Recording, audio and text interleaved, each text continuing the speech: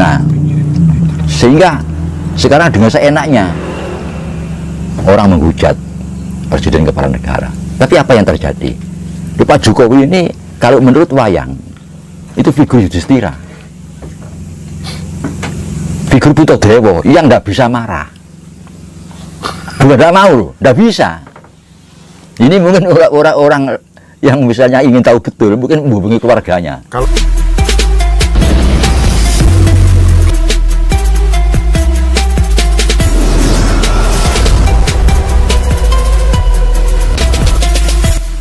Kembali kepada siklus ya. Memang sekarang ini, saat ini kita akan tertarik kepada figur Jaya Negara. Nah, saya tidak percaya kalau Jaya Negara dulu itu lemah. Enggak. Jaya Negara itu orang kuat. Nah, sudah dikader memang oleh Raden Wijaya. Raden Wijaya tidak lengah bahwa penerusnya harus, atau penggantinya harus penerusnya. Jadi orang yang mendukung kebijaksanaan Raden Wijaya, dan orang itu sudah siap. Nah, dan tidak akan terjadi keadaan tragis bagaimana nasib Raden Wijaya, karena sekarang ini sudah eranya berubah. Beliau akan sukses Jaya Negara ini, karena memorinya jalan, memori masa lampaunya jalan, tahu apa kesalahannya dulu, tidak akan diulangi lagi.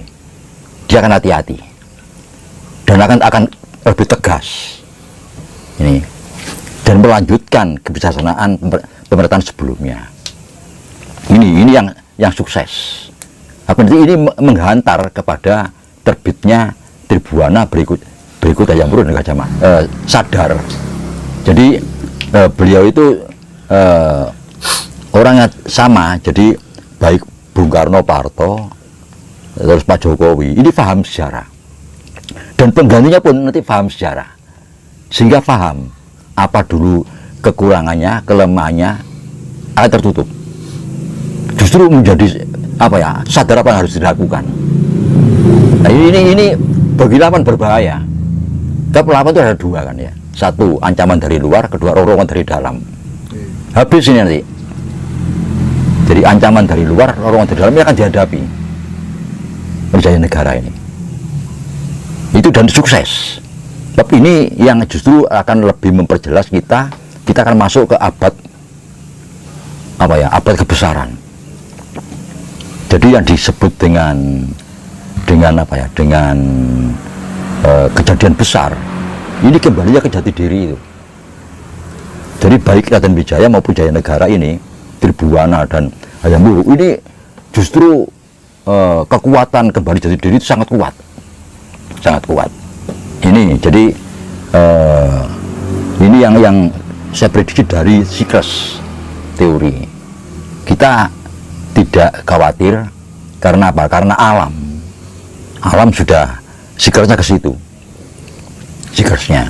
Nah, sekarang gini lagi ya, yang menarik lagi ya, wayang kulit ya, yang khas Jawa. Ini yang digubah atau ditulis oleh sastrawan ya, pujangga, filsuf kita pada zaman Majapahit itu mesti selalu dikaitkan dengan figur-figur yang ada.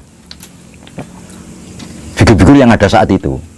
Misalnya ya, ada Arjuna Wiwaha. Nah, ya. Namanya itu kekawin ya.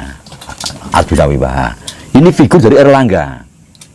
Jadi Arjuna kawin itu Erlangga sendiri. Gitu ya. Selalu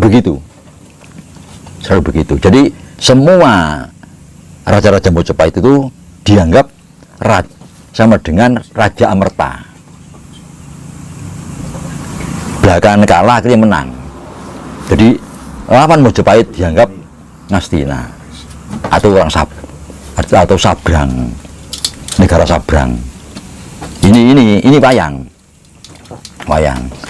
Dan pada masa-masa kejayaan atau menjelang kejayaan, memang sepertinya alam kita ini mempersiapkan. Jadi kalau kita dengan bahasa spiritual ya Tuhan mempersiapkan. Contoh aja pada zaman Bung Karno, Pak Harto itu undang-undang atau peraturan ya dari Pancasila, UUD 45, terus undang-undang PAP MPR, undang-undang dan seterusnya itu kan dirubah di amandemen ya UUD 45 zaman reformasi ini, sehingga tidak lagi kepala negara tidak lagi bisa berbuat sebagai Bung Karno, baru apalagi seperti Pak Harto, tidak bisa. Nah, contoh ya menghujat presiden itu kalau tidak salah saya ini tebak ya semacam delik aduan. Jadi kalau presiden tidak melapor ya nggak jadi perkara. Nah ini jadi lain dengan dulu, mau simbol negara menjelekkan sedikit tangkap sudah, lalu simbol negara makar hukumnya. Nah sehingga sekarang dengan seenaknya orang menghujat presiden kepala negara. Tapi apa yang terjadi di Pak Jokowi ini, kalau menurut wayang itu figur Yudhistira, figur Butodewo yang tidak bisa marah, bukan tidak mau loh, tidak bisa. Ini mungkin orang-orang yang misalnya ingin tahu betul, mungkin menghubungi keluarganya, tidak bisa. Jadi Butodewo kan tidak bisa marah, bukan tidak mau, tidak bisa memang. Ditempatkan orang seperti itu oleh alam, oleh Tuhan. Sehingga percuma, bilangnya percuma kan. Gak bisa muring-muring hari. Ini dipancung semua tidak bisa. Buat tidak mau, tidak bisa. Ya muring-muring gitu. Malah lucu kalau marah. Nah, ini justru yang memancing dalam wayang loh. Apa? Waktu zamannya dilantiknya Yudhistira sebagai raja. Wah ini sudah mau diserang oleh oleh Ngastina kan. Muncullah Agul-Agul di tanah Jawa. Nah ini lahirnya Ontojo. Ini Agul-Agul di tanah Jawa. Tidak terima ini. Nah Agul di tanah Jawa ini akhirnya Ontojo diikuti oleh adik-adiknya Gatotkaca dan Antasena, diikuti juga oleh Anoman, terakhir diikuti oleh Wisanggeni. Nah ini yang dimaksud oleh para peramal mungkin ya, para pendeteksi tentang situasi politik negara ini, kejadian besar munculnya ini, sehingga yang bersangkutan tidak bisa marah, tapi muncul bahasa wayang dulu Agul-Agul di tanah Jawa, Agul-Agul di Nusantara ini muncul. Ini coba dibaca di pewayangan itu ada cerita semacam itu, Nah ini yang menarik dan rupanya masa-masa sekarang itu yang terjadi,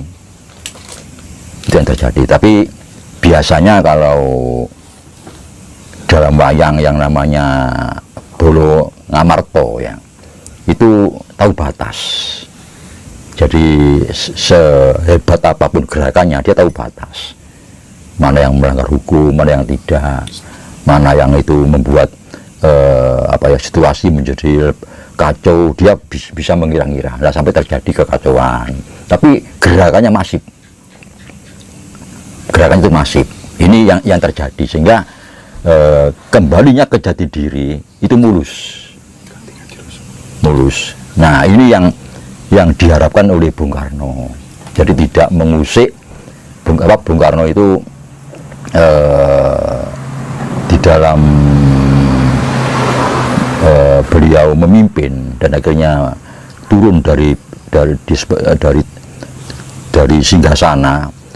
Beliau sudah banyak menanamkan ajaran-ajaran ya,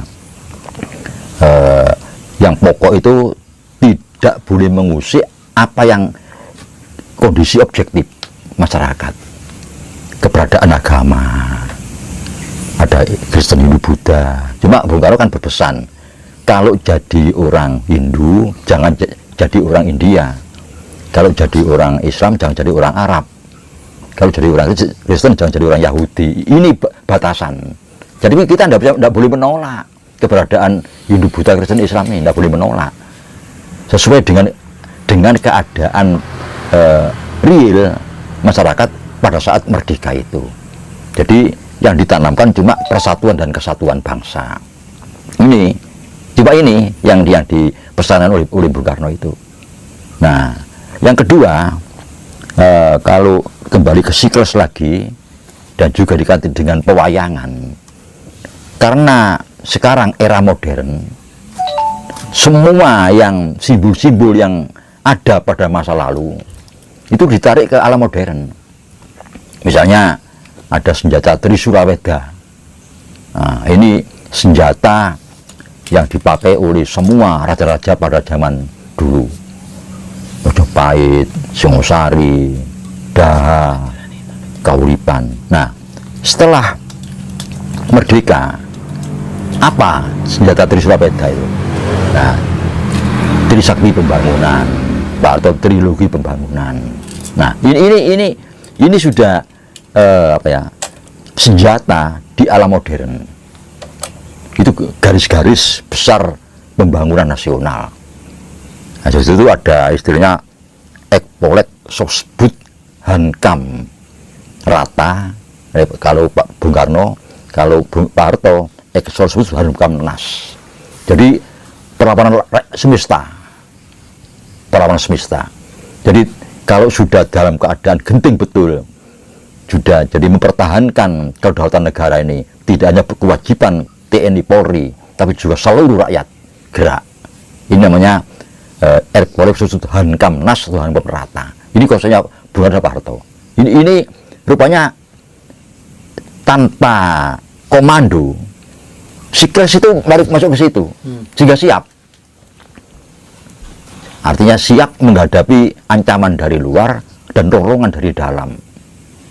Nah, ini untuk mempercepat suksesnya pembangunan. Ini yang dikatakan tadi akan terjadi sesuatu yang besar. Ini yang besar. Dengan tanda-tanda Semeru tadi meletus. Nah, kalau dulu diikuti dengan lahirnya diangkatnya Gajah Mada sebagai Mahapatih dan lahirnya Hayam Wuruk. Nah, itu siklesnya di situ. Jadi memang mempelajari siklus ini rumit, harus jeli. Yeah. Figur orangnya atau subjeknya dan situasi politiknya. Makanya Bung Karno kan untuk menyederhanakan ada dua ini, sosio nasionalisme dan sosio demokrasi. Ini situasinya, situasi yang di masyarakat, dalam kehidupan bermasyarakat, berbangsa dan bernegara, tidak lebih dari ini, sosio nasionalisme dan sosio demokrasi. Ini yang mewarnai.